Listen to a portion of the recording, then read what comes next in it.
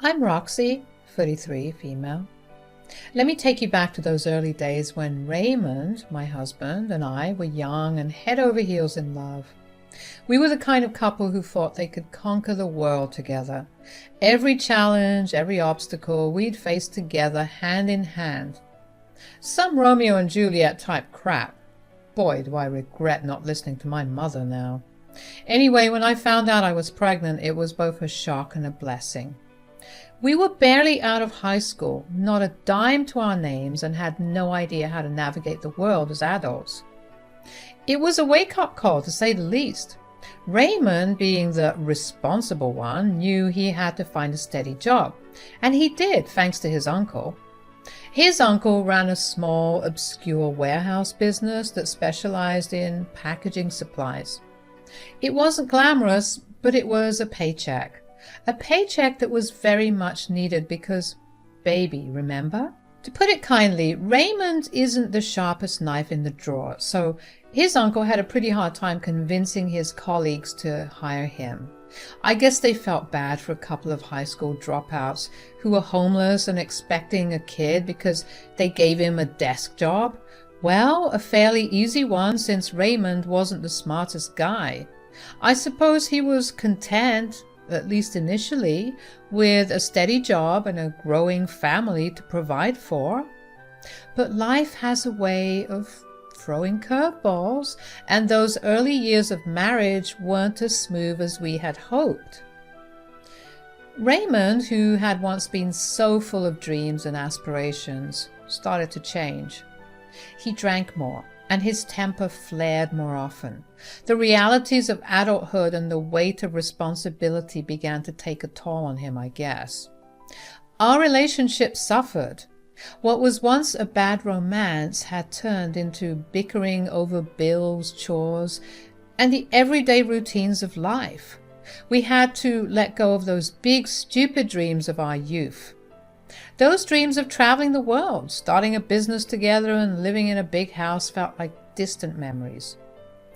Now I'm 33 and Raymond is 35. He's still working that same job at the warehouse, still handling the bookkeeping. It's a meager income, barely enough to keep the lights on and food on the table, especially because he wastes most of his income on booze. We've had to stay in trailer parks and in crowded, run-down apartments from time to time, but we're getting by. Our fights were like a broken record playing on repeat. Our tiny house felt suffocating with all the tension. Our words, once sweet and loving, turned into harsh, bitter exchanges. Our baby, the one thing that should have brought us closer, ended up living with my mom. It hurt like hell, but I couldn't let our kid witness the chaos. Our arguments got nasty, real nasty. The air was heavy with accusations and name-calling. I'd call Raymond out on his spending habits, telling him straight up that he was ruining us financially. I begged him to step up and think about the family, but he'd throw it back in my face. "It's my money, Roxy. If you want more, go get a job. Stop bothering me and telling me how to spend my goddamn money." The irony was rich. I knew I needed to pitch in, but it wasn't as simple as it sounded. I didn't have the connections Raymond did, and finding a job was like searching for a needle in a haystack. I scoured job ads and sent out application after application, but all I got was radio silence or rejection letters. When I did score a gig, it was never great. Cleaning other people's homes, babysitting for folks who couldn't or didn't give a damn about their kids. I'd come home exhausted, my hands torn up from scrubbing, my eyes bloodshot from the incessant cries from the kids I babysat, but it barely covered our bills. Raymond would just scoff at my hard work, making it seem like peanuts. The more we fought, the further apart we drifted. We were like two ships passing in the night, wanting more, but clueless about how to get there together. I miss the old days when love felt like all we needed to conquer the world. Raymond's no calling at work policy was one of those things that drove me crazy. He'd drill it into my head, making it clear that under no circumstances should I ever ring him up while he was on the job. It wasn't like I enjoyed interrupting his workday, but I couldn't help but worry about emergencies or situations that might require his immediate attention. I remember this one terrifying incident that still gives me shivers. Our daughter's throat had started swelling up and she was having a hard time breathing. Panic washed over me, obviously, and I called Raymond, praying he'd answer. No response. I left frantic messages telling him it was urgent, calling him again and again, trying to tell him that our baby girl needed medical help, and still not a peep from him.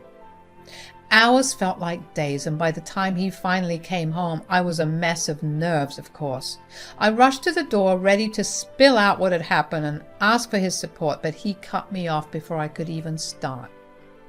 I don't know what's wrong with you. I told you not to call me when I'm at work. What? Ugh, are you really as stupid as you look, Roxy? Never call me for anything stupid again. I don't care what you think is an emergency. I'm at work, Roxy, working my butt off to bring in money for this family. You better learn how to deal with things yourself. Those words hit me like a sledgehammer, dude. I had no idea that someone could be so cruel, especially when it came to the health of their daughter. Life was just getting worse after that hospital episode with our kid. Raymond and I hardly talked anymore, and when we did, it was nothing but bitterness and anger. Truth be told, I'd thought a lot about leaving him, escaping from this messed up marriage. But here's the deal. I was trapped. I didn't have a secret stash of money for a rainy day. Most of what I earned went straight into our shared bank account. And Raymond watched it like a hawk, and let me tell you, he wasn't thrilled when he saw our balance going down. I had to be sneaky about it. I started saving a little here and there, tucking cash away whenever I could. Raymond, of course, noticed our finances changing. He didn't hold back, telling me I was lazy and worthless for not pulling my weight. Those words hurt like hell, but I had to suck it up. I had a plan. My aim was to save enough money to survive for a few months without Raymond's income. It wasn't going to be a cakewalk, but I had to do it. Not just for myself, but for my daughter too. I couldn't let her keep growing up in that toxic mess. So I kept at it. I worked like crazy, took extra shifts, babysat when I could, and squirreled away every dollar I could find. The path ahead was hazy, but I knew I had to take the plunge. I needed to find a way out of this never-ending nightmare, even if it meant stepping into the unknown. One day, I guess unsurprisingly, Ray and I got into it about my level of income. We were sitting in the dimly lit living room, our daughter tucked away in her room asleep, and Raymond stared at me with those bloodshot eyes of his breath reeking of cheap whiskey. You're a real piece of work, Roxy. You hardly bring in any money anymore. You're so useless. I couldn't take it anymore. The anger, the frustration, the hurt, it all bubbled up inside me. You know what, Raymond? You think I haven't been pulling my weight, but the truth is I've been saving money. Yeah, I've been holding out. What the hell are you talking about? You heard what I said. I'm sick of living like this, living with an idiot like you. I gotta get me and my baby out of here. You think you can leave me, Roxy? You don't have the guts. We argued for what felt like hours, trading harsh words and bitter accusations. It all came crashing down when Raymond slammed the door behind him, leaving me alone in our wrecked living room. I collapsed onto the couch, tears streaming down my face. I felt trapped, hopeless, and more alone than ever. I knew I couldn't turn to my friends or my mom for help. I didn't want to burden them with my problems. Didn't want to seem weak or needy. So I wiped away my tears and stared at the cracked ceiling, determined to find a way out of this mess on my own. Months had gone by, and every time I'd bring my small funds to the table to add to the family funds, Ray would either yell at me and accuse me of still holding out on him. I had to lie and say I was bringing everything to the table and that I'd stopped my shenanigans. It took me a while to convince him of this lie, but eventually his bitterness turned into laughter. He'd scoff at my attempt to leave him, often gloating about how he was the backbone of this family and everyone relied on him. Little did he know I was still stowing away some cash on the side because I had no plans of giving up my dream of escaping that hellhole. Then the best, worst day of my life came around, and boy, you wouldn't believe what happened. I was in the tiny kitchen trying to whip up something for my kid when I caught sight of the dinky TV we had in the corner. The news came on. It was showing a building totally on fire, smoke going everywhere, and guess what? It was Raymond's workplace. At first, I couldn't believe it, you know. I thought maybe, just maybe, it was some other place, not his office. But the truth was hard to ignore. I jumped to my phone and started Googling, and well, it turned out it really was his office. I panicked. I mean, despite all the mess and fighting between us, I couldn't help but worry about him. Picture this, him trapped in that blazing nightmare, struggling to get out. I also thought about our daughter. How would she feel if she lost her dad like that? I couldn't let him die, no matter how much I resented him.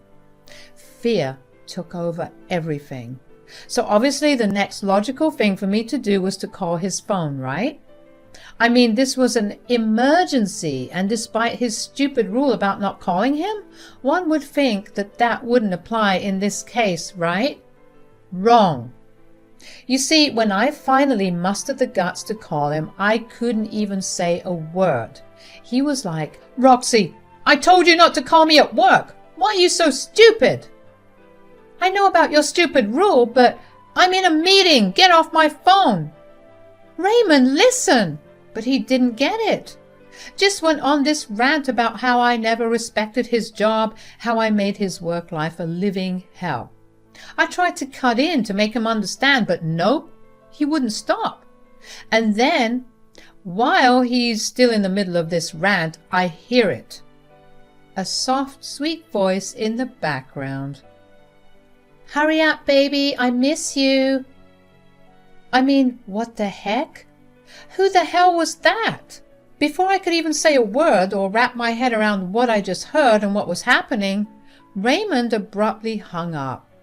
I was just standing there holding my phone, looking like Boo Boo the Fool, like what the heck just went down. In our tiny trailer, I started pacing back and forth, the old linoleum creaking under my feet. Man, that room felt like it was closing in on me. I had this heavy feeling in my chest, and tears were just waiting to burst out. My husband, the guy I'd known for years, my high school sweetheart, had not only just turned into a total stranger, but a lying, cheating one at that. As I sat down on our worn-out couch, tears streamed down my face.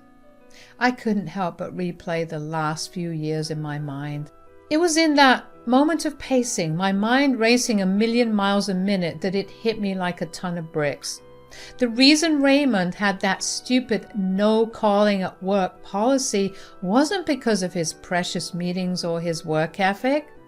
It was because he was off somewhere else, cheating. I mean, seriously, he had no clue about the fire at his office building, which meant he sure as heck wasn't anywhere near it. He had to be at his mistress or girlfriend's house, cozying up with her while the place he supposedly worked at went up in flames. The rage inside me started boiling like a kettle ready to burst. Cheating? That was the ultimate betrayal. After everything we'd been through, all the highs and lows, I had thought that he'd at least be decent enough not to cheat on me. But in hindsight, I felt like the world's biggest fool for not seeing it coming sooner. Fury coursed through my veins, and I knew I couldn't handle this mess on my own. And that's when I made up my mind. I started packing my things, and you know what? I decided to pack up all Raymond's stuff too. If he wanted to cheat on me and destroy our family, fine, but he wasn't going to get away with it easily. I had plans, big plans. I was going to sell every last bit of his junk to make some extra money, and I didn't care if he ever saw it again. I didn't care if he ever saw his baby again. And I damn well didn't care if he never saw me again. It was time to turn the tables, to take control of my life. The anger fueled me, and as I stuffed all of our crap into boxes, I felt a newfound sense of determination. But the burning question remained. What was my next move? How was I going to get out of this mess and create a better future for my daughter and myself? So there I was, hauling boxes of our stuff out of that run-down trailer. It felt like the weight of the world was on my shoulders, but for the first time in a long while, I felt like I was taking control of my life. I drove over to my mom's place with all our stuff, realizing that I couldn't do this on my own anymore. I broke down and spilled everything to her. I cried in her arms, confessing all the terrible things that had been going on, other than the crap she already knew. She was mad at me, rightfully so, for letting things get so out of hand. She'd always told me I could depend on her, but it took me way too long to finally take her up on that offer. Still, she was relieved that I'd come to my senses and decided to move in with her for the time being. Later that evening, when Raymond finally returned to that sad trailer I used to call home, he called me incessantly. The phone rang at least 50 times, but I wasn't about to pick up. Instead, I sent him a text telling him I was busy. He texted back, warning me that he'd sue me if I didn't return his stuff. But I wasn't playing around anymore, and I told him that if he did that, I'd file for divorce, and trust me, the settlement would eat him alive. With his infidelity thrown into the mix, I could ask for more money, and the child support checks he'd have to cut would run him dry. He was furious, of course, cursing me out and claiming that I was ruining his life. But I knew my husband. I knew he didn't want the social and financial nightmare of a divorce. It was better for both of us if I just left, and so we split up that way. You'll regret this, Rox. I'll find a way to get back to you. Trust me. Try your worst, you scummy piece of crap. You think you can just take my stuff and run away? You're going to regret this, Roxy. Regret? You've got some nerve, Raymond. You've put me through hell for years, and you're talking about regret? You don't know what you're getting into, Roxy. I'll sue you for every penny you've got. Oh, sue me. That's rich. You should be thanking your lucky stars that's all I'm doing. You're such a pain in the ass. Always nagging, always complaining. Nagging, complaining. You don't get it, do you? I put up with your crap, your drinking, your cheating, your crap for years, and now I'm taking control of my life and you can't handle it? Screw you. You're a pathetic and weak man. You don't even deserve your daughter. You never deserved me. Oh, what? Now you're growing a conscience? Now you're stuttering and stammering? You're a fool. You're a mess. Where are you right now? Tell me, I swear to God, I'm coming to get my crap back. I'm at my mother's. Send me the location right now. It's worth mentioning that my mother moved to a new place and he didn't care enough to get her new address. That's just how disinterested and neglectful he was. No, screw you. What? Stop screwing around, Roxy. I'm being serious. Send it right, okay? You didn't care enough to get her address when she moved, so that's your problem. You regret this. Regret? The only regret I have is not doing this sooner. You brought this on yourself, Raymond, and don't you dare forget it. The next few weeks were both a relief and a struggle. My mother was so gracious, and my daughter and I stayed there for several months while I tried to piece back my shattered life. I found a small apartment for my daughter and me, and I was working multiple jobs to make ends meet. It was tough, but it was also freeing. Because I was still very obviously bitter and resentful, I decided to give Raymond a taste of his own medicine. I know I said I'd only take his crap and leave him with nothing, but that wasn't enough. I took to social media and exposed his cheating, his lies, kind of like how I'm doing right now. And the way he'd made my life a living hell. The response, surprisingly, was overwhelming. I essentially blew up my little Facebook community. People shared, commented, and even sent messages of support. Raymond? Well, he became a social pariah in no time. Then, the icing on the cake. I heard through the grapevine that he got fired from his job. Apparently his uncle, who had put him onto the job in the first place, decided it was better for business to cut ties with Raymond. They didn't need the extra drama, especially after the fire fiasco, which was, ironically enough, caused by the company's negligence. I couldn't help but grin ear to ear when I heard that. It was like karma had finally caught up with him. Raymond had reaped what he'd sown, and I wasn't going to feel sorry for him.